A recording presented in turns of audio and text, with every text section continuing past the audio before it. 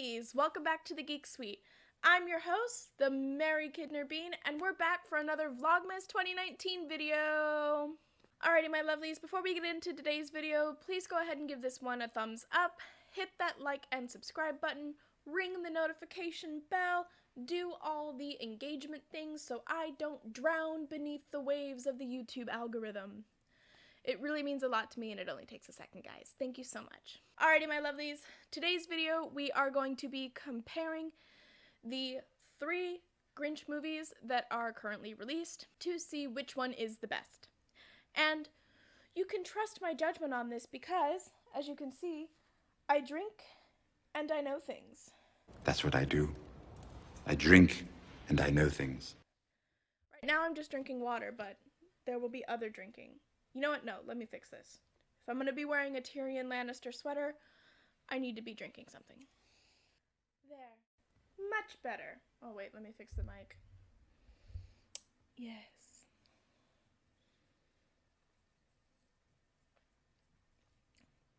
Okay, so now I drink, and I know things. So the 3 movies that we're going to be reviewing are the 1966 animated version, How the Grinch Stole Christmas, starring Boris Karloff. That's right, Boris Karloff was the original Grinch. The 2000 movie of the same name, starring Jim Carrey, and the computer animated version, just titled The Grinch, that came out in 2018. So there's going to be like 2 basic criteria that need to be met in order for me to give this movie a pass or a thumbs up when comparing them against each other. And the first is going to be how true to the content material are they with regards to the Grinch's character and the world building that they create. How true to the original story is it? And then the other level that we're going to be judging, this other criteria, is going to be how engaging is it? How artistic licensing that they take when they do these adaptations, does it create an enjoyable experience to the audience? And so for that, we're going to be looking at things like Rotten Tomato scores, my own personal experiences with interacting with the film, and general consensus with regards to online reviews of the film. So, did people enjoy it? Does it do well on its own, in addition to being a reference from a classic children's book? So, there's a lot going on here.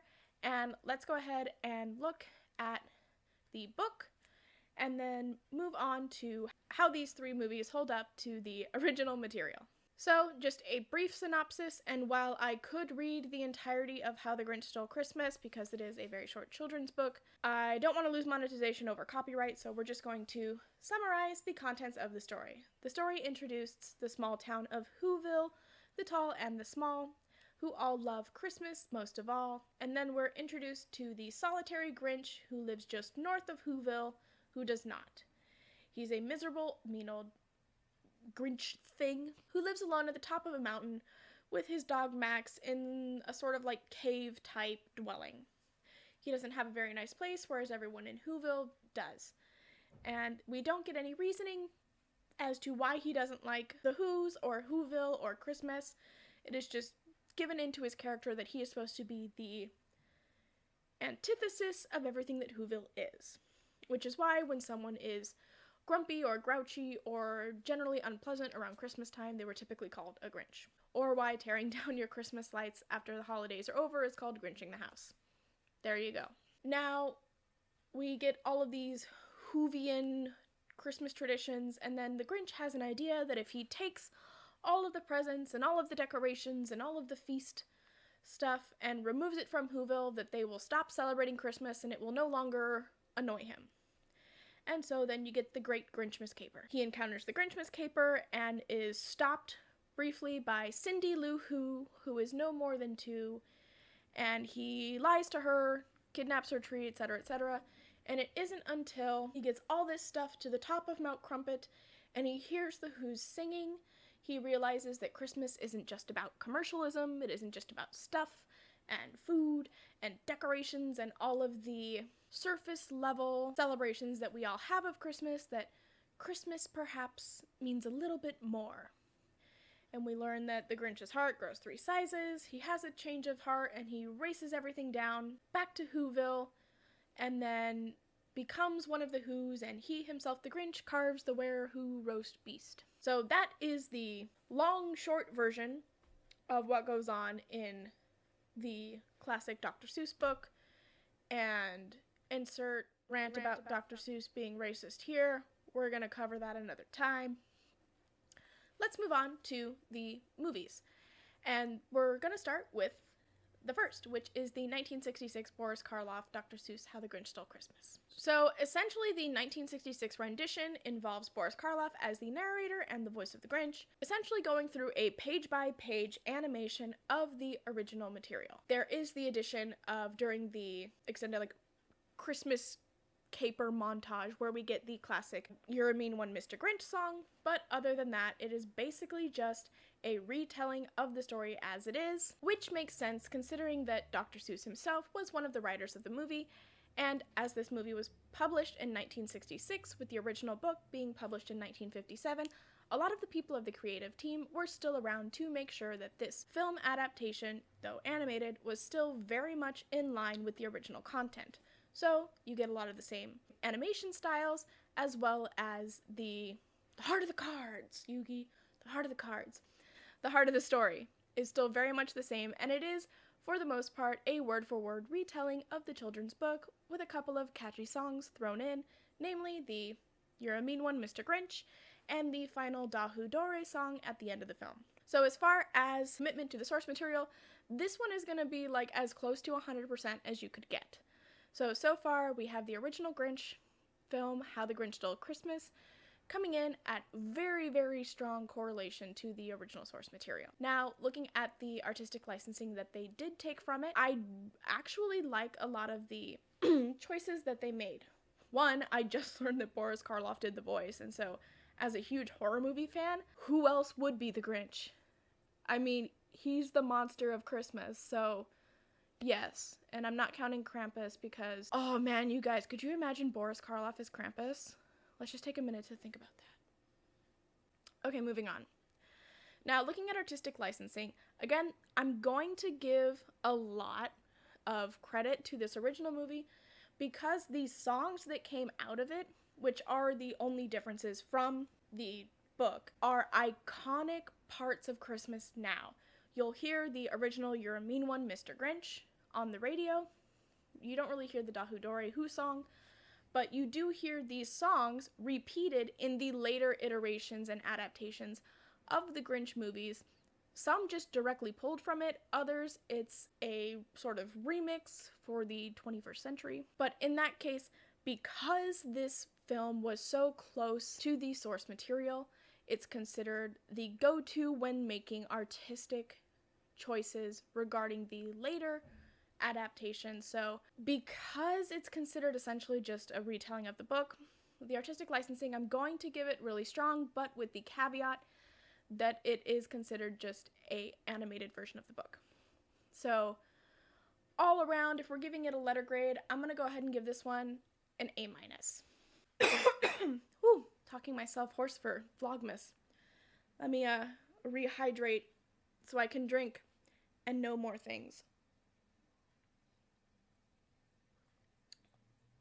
The beverage I'm drinking will also be listed in the description section down below for those of age who are interested. Okay, so moving on to the 2000 Jim Carrey version, also titled How the Grinch Stole Christmas. This one, as far as adherence to the source material, it's not as strong as the 1996 version, as the 1966 version, because it is supposed to be a full-length feature film, whereas the original Grinch movie is much shorter. And we also get a little bit more look into the life of the Grinch and why he is the way he is. So for adaptation, I'm going to give it a B, because all of the main plot points are there. You just get drawn in a little bit deeper into the world of Whoville in this movie. So it's not strictly a retelling, but it's a retelling and then some. So you get insight into what that Whoville Christmas mania looks like when you get to see the mad dashes at the stores, how overwhelmed Cindy Lou Who's dad is as the postman, trying to get everything double, triple, rush, prime, blah, blah, blah, whatever the clip is. I'll find a clip where he says whatever ridiculous rush rate the mail is getting, and how obsessed everyone is with decorating and the Whoville Christmas cheer jubilee whatever. Like, there's so much going on, and it's so overwhelming that you can almost sympathize with the Grinch for not wanting to be a part of it. You also get the Grinch's origin story, where you find out that the Grinch, who, one, has two moms, way to go sliding in that LGBT representation under the rug where no one would notice. I mean, it's not good that you did it in a way that no one would notice, but it is good that it's there. And for more on LGBT representation in media, please check out Rowan Ellis's videos, which I will link in the description section down below. She does great content on cinema and film theory and LGBT stuff, so if you're into any of that, her channel is definitely great to check out. So yeah, you get the Grinch's origin story, where he came from, why he is the way he is, why he doesn't like the Who's, and why it's all tied to Christmas, which I really enjoyed. As a kid, you didn't really need to know why, but when you're a kid who grows up geeky and you end up running a YouTube channel that talks about cartoon conspiracies, and you ask yourself all of these deep questions that nobody ever thinks about, having someone actually answer them in a new rendition of that Grinch movie really gave me a soothing balm, a Vicks Vapo Rub, if you will, on my geeky, anxious soul. So for creative adaptations, I'm going to go ahead and give them a really high score on this one, because the route in which they took it was still very much in line with the heart of the original content, and then gave you some more backstory without really taking away from any of the story itself. I am going to ding a couple of points for making Cindy Lou Who much older than she was, but only a couple, because in making her older and giving her a larger voice in the story really helped drive the plot that they wanted to tell forward, and actually bring all of this deeper Who lore to the forefront. And you really can't do that with someone who's 2 years old or less, because they don't have the vocabulary to, call the mayor out on his BS. So, you do you, Cindy Lou Who. You do you. That being said, I do find it almost a touch too dark for Cindy Lou Who to be having a, existential crisis about when did I grow up, when did the world change, why is Christmas meaningless bit, and her little song. It was really dark and really got me in the feels watching it this year, because a lot of the questions she asks herself are a lot of questions older millennials are asking themselves just about their daily life. It's like, when did I lose the joy in life? Why am I not loving this as much as I did when I was a kid? And it's like, that song, when sung by someone in their late teens, 20s, or even into further adulthood, can be really profound and talk about dealing with things like maybe depression or the pressures of adult life. And because life changes so gradually, 1 year at a time, you don't really remember how you got to this point, and sort of that internal line of questioning seems a little too old even for her aged up character. There's literally a line in the song where she talks about, when I enjoyed you when I was younger, where are you Christmas? Why don't I enjoy you now? And it's like, she can't be older than 10, so let's round down to say 8. What happened to this poor child that she's having these adult, depression type crises and an identity crisis at 8? What is going on in Whoville? What is going on in her home that all of this is an issue for her? And yeah, she does voice these concerns, and then her family blows her off, so that could contribute a little bit to it, and I know that the story writers wrote it that way so she could have this connection to the Grinch and sort of be a foil to him and be what brings him back into the fold, but it didn't need to be as dark as they made it, I don't think, because I think on the surface level, yes, it's just a movie, but if you ever met a child in real life who had those kind of issues, that's kind of the thing where all those mandated reporter types, like teachers and lunch ladies and police officers, daycare people, whatever, would be required to call somebody. Because children that young should not have those deep-rooted emotional, psychological, philosophical issues. They should just be kids. So that is going to take a big ding for me on the artistic licensing bit, because It was a great movie, and Jim Carrey's rendition of the Grinch is amazing. Like, he eats glass and threw a whole child in the garbage, insert meme here, and very much made him funny, but didn't take away from any of the essential Grinchiness. But they made Cindy Lou Who a bit too dark, a bit too sullen, a bit too Grinchy, and it was a bit too unsettling for me this time around. So, the year 2000 release of How the Grinch Stole Christmas starring Jim Carrey, we're going to go ahead and give that a B+. Yeah. I still love it every year, and I watch both the original and the 2000 version at least once a year. I try to during the Christmas season. So, they're real close, guys. Real close. Whew. Okay, guys. We're going to talk about the new Grinch. I need some more beer for this.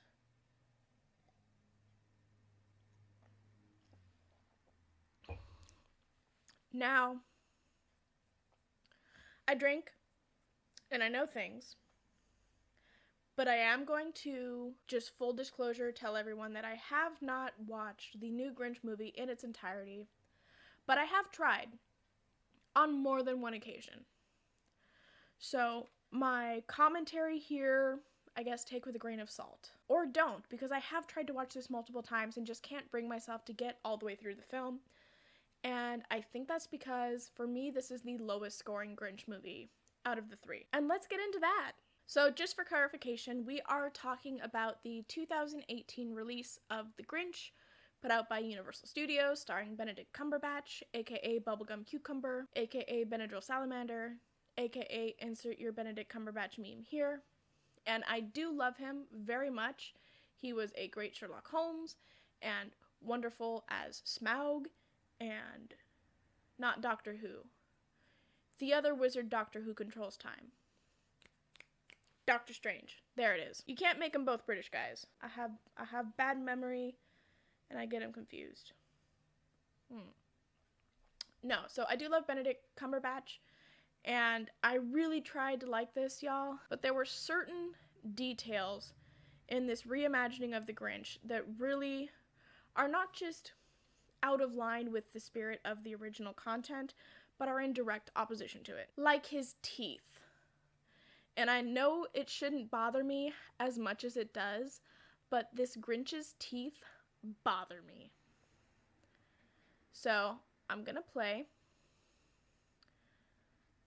a little bit of the You're a Mean One, Mr. Grinch, while I show you the new Grinch. And here it is. You're a vile one, Mr. Grinch. You have termites in your smile. You have all the tender sweetness of a seasick crocodile, Mr. Grinch.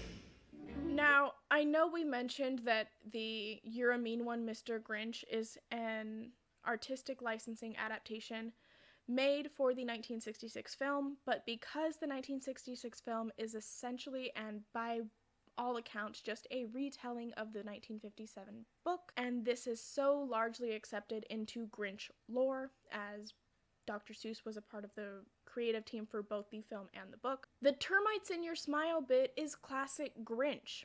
And you even see that in the Jim Carrey Grinch. When he gives his smile, it's yellow, his teeth are misaligned, it's gross.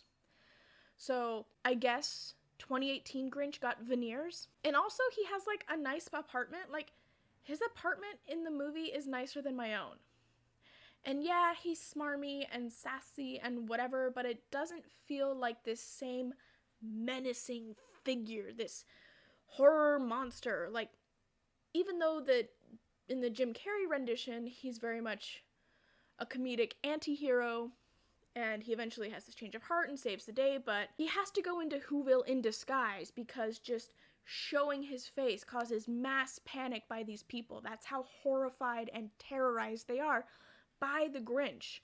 Like you see when they first introduce the character in the movie, it's all the teenagers are sneaking up the hill to his house like you would, knock on a haunted house's door. He's their boogeyman.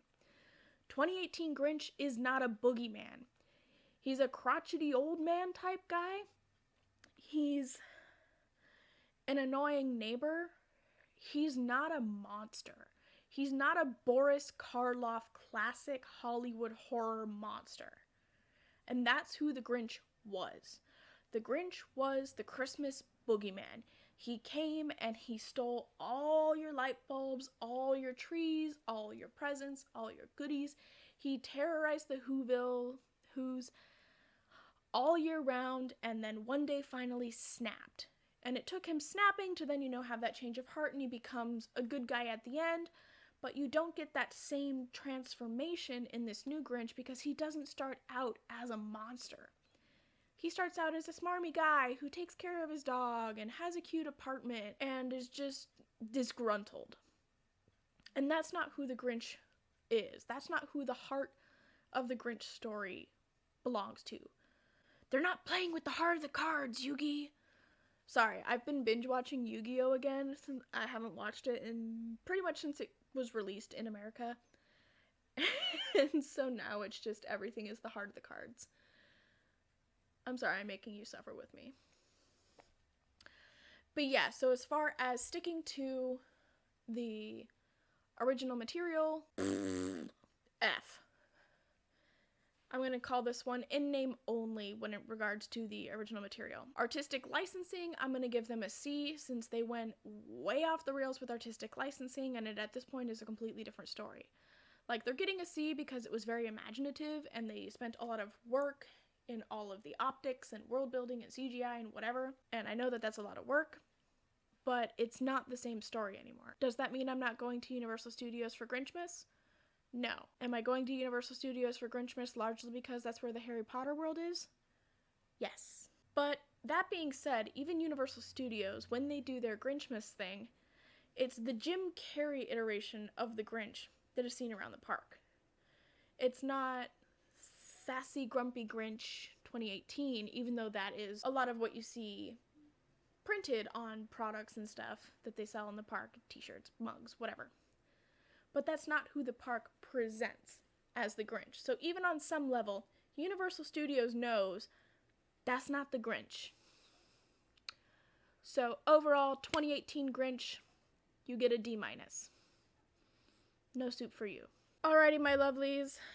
I'm about done with this drink, which means I'm about done knowing things, so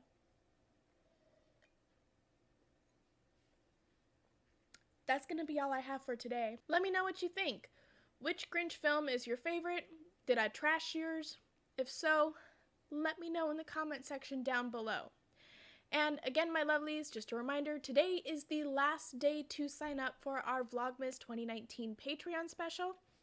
Patrons are who make this channel possible, so thank you to all those lovelies. Patrons get exclusive Patreon-only content, early access to videos, the option to vote in polls for what comes up next on our content, which largely consists of things like choosing characters for my D&D 5e series with Game of Thrones, Dungeons & Dragons and Ice and Fire. And at the upper echelon, you get the opportunity to get access to the Geek Suite Discord server. So any of my lovelies who sign up or upgrade their membership between earlier and the end of today, in addition to whatever tier benefits you sign up or upgrade to, you'll receive a handwritten Christmas or holiday card from me, the Kidner Bean. I will leave a link to my Patreon page here and a clickable version in the description section down below where you can get more details on how to sign up and what benefits you can get. Thank you so much for watching, all my lovelies, and I will see you all tomorrow. Mwah. Cheers.